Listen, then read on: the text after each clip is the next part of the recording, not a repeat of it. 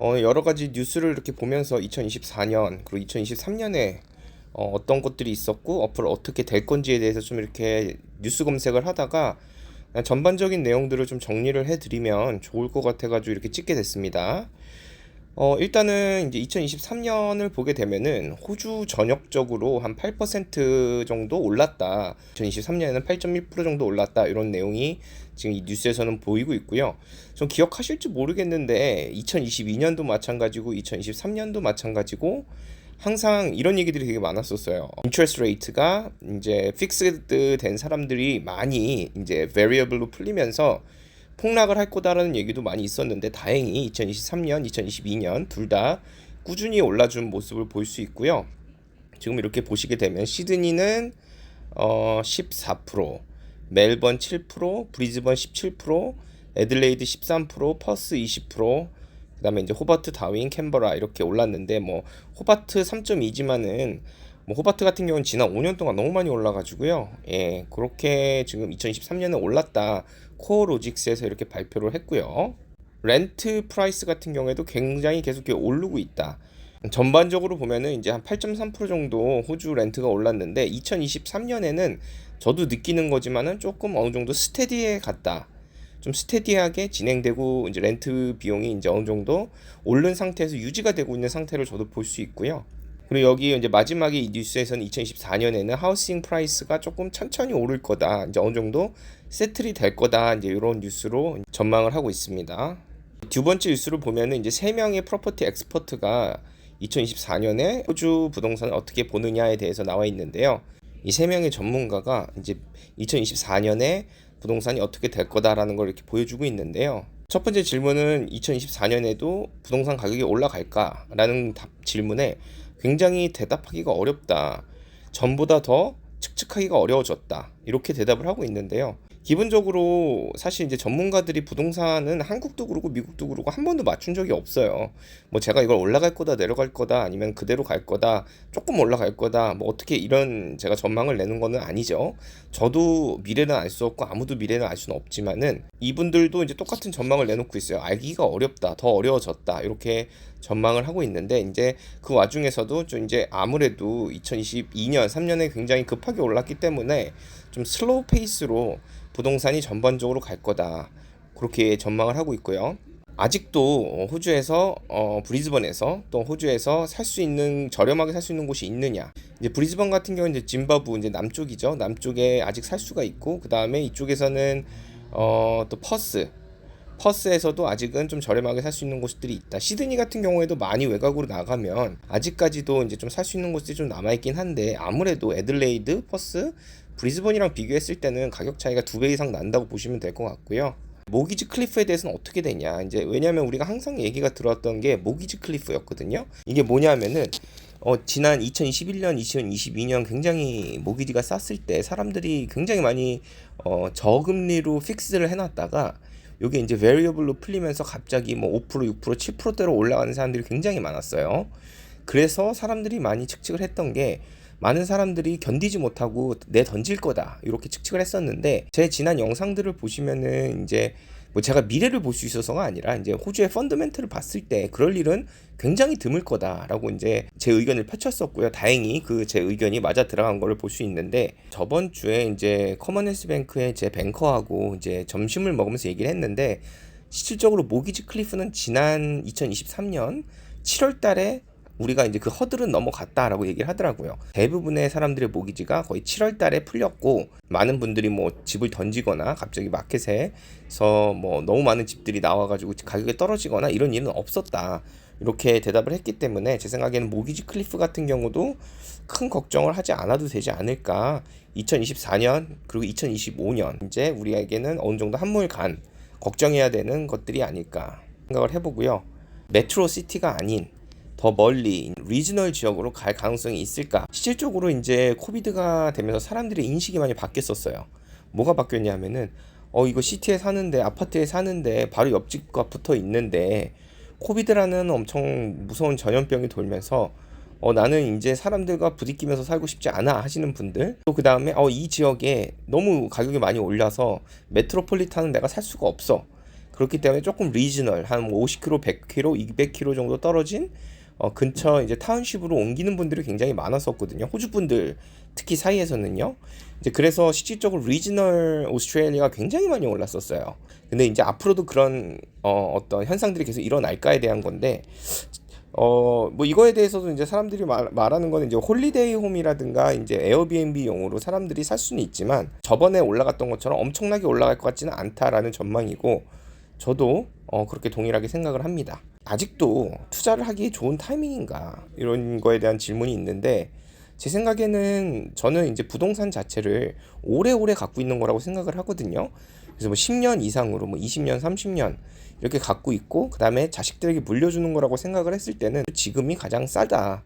지금이 뭐 1년, 2년 후에는 어떻게 될지 모르겠지만 지금 사는 거에 비교했을 때 우리가 5년, 10년, 20년, 30년을 봤을 때는 아직도 지금이 가장 싸다라고 저는 생각을 하고 있습니다. 그거에 대해서는 제가 정확하게 이제 어떤 자료를 통해서 말씀드린 영상들이 많이 있으니까 그것들을 좀 참고해 주시면 좋을 것 같고요. 이제 브리즈번 마켓에 대해서는 브리즈번은 이제 지난 2023년 동안 13%가 올랐어요. 이제 2023년 말에는 호주 이제 브리즈번 미디안 프라이스가 78만 7천 불 엄청나게 오른 거죠. 60만 불대였으니까. 그리고 이제 입스위치 지역이 앞으로 좀 희망이 있다. 이제 또 앞으로 좀 아직 저렴하기 때문에 좀 올라갈 수 있다. 이런 얘기들이 많이 나오고 있습니다. 실질적으로 이제 브리즈번 카운슬 같은 경우에는 이제 거의 밀년을 안 주면 이제 사기가 굉장히 어려워졌고요. 코비드 이후로 브리즈번 어떤 집값이 어떻게 변했는가. 그래서 이제 50%가 올랐다. 굉장히 많이 오른 거죠. 그래서 이제 달러로 봤을 때는 26만 3천 불 최소 이 정도는 이제 집들이 올랐고 뭐 100만 불짜리 집은 150만 불이 된 거고요. 50만 불짜리 집은 75만 불이 됐는데 이거는 저도 공감을 하는 거예요. 왜냐하면 저는 이제 바이어스 에이전트로도 일을 하지만은 또 셀러스 에이전트로 일을 하고 또 렌트도 브리즈번에서 이제 350채 정도로 관리를 하고 있기 때문에 요거는 뭐 렌트 비용 올라가는 거 어느 지역이 렌트가 잘 나가고 어느 지역이 집들이 잘 팔리고 세컨 집들이 또 얼마나 많은 바이어들이 들어오는지에 대해서는 뭐 사실 저만큼 많이 아시는 분은 없을 거예요. 브리즈번 마켓은. 그렇기 때문에 저도 이거는 너무 공감을 하는 거고요. 2024년에는 어떨까라고 이제 전망을 했을 때 브리즈번은 조금 좀 스테디하게 올라갈 거다 이렇게 나와 있는데 제 다른 영상에서 좀 올려드린 게 있긴 한데 이게 그냥 브리즈번이 이제 많이 올랐으니까 앞으로는 들어올 거야 아니면 좀 조용할 거야 이렇게 너무 단편적으로만 보면 안 되는 게 그냥 순수하게 브리즈번과 시드니를 비교했을 때 브리즈번과 멜번을 비교했을 때 이렇게 보게 되면은요 인구 증가율로 봤을 때는 아직도 시드니의 반값입니다. 멜번의 3분의 2 가격이고요. 그렇게 봤을 때는 저는 과감하게 말씀을 드리는 게 브리즈번은 현재 멜번 가격까지는 쫓아 올라갈 거다라고 저는 얘기를 해요. 물론 멜번은 더 올라갈 겁니다. 멜번이 그 자리에 기다리는 게 아니라 멜번은 더 올라갈 거예요. 하지만 지금 멜번 가격까지는 브리즈번은 올라갈 거다라고 생각을 하고 있고 앞으로 한 5년에서 한 10년 안에 시드니 가격까지는 올라갈 거다. 현재 시드니 가격 이렇게 쳤을 때는 5년 10년 후에 시드니 가격은 더 올라가겠죠.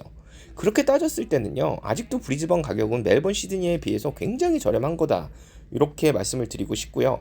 이 기사에서는 입스위치의 어떤 전망을 굉장히 보고 있는데요. 뭐 제가 제 영상을 통해서 입스위치를 뭐 가끔씩 말씀드린 적이 있긴 한데 입스위치 지역이 투자하기 나쁘지 않아요. 나쁘지 않고 가격도 이제 브리즈번 메트로폴리탄에 비교했을 때 아직도 저렴한 편이고요. 하지만 굉장히 조심해야 되는 거는 입스위치에 있는 집이 100개가 나왔으면 그중에 60개는 폭탄집입니다.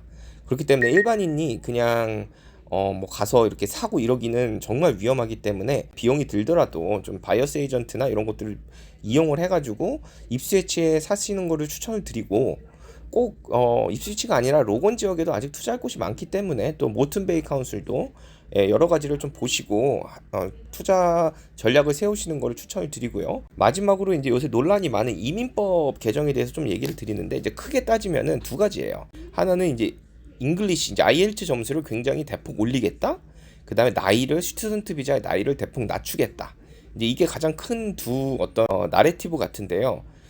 제가 이거를 주변에서 제 개인적으로 지인들이 많이 물어보세요. 미래를 볼 수 없는 사람이기 때문에 저 또한 뭐 제 생각인데 일단 기본적으로 호주는 인구 증가가 안 되면은 안 되는 나라입니다.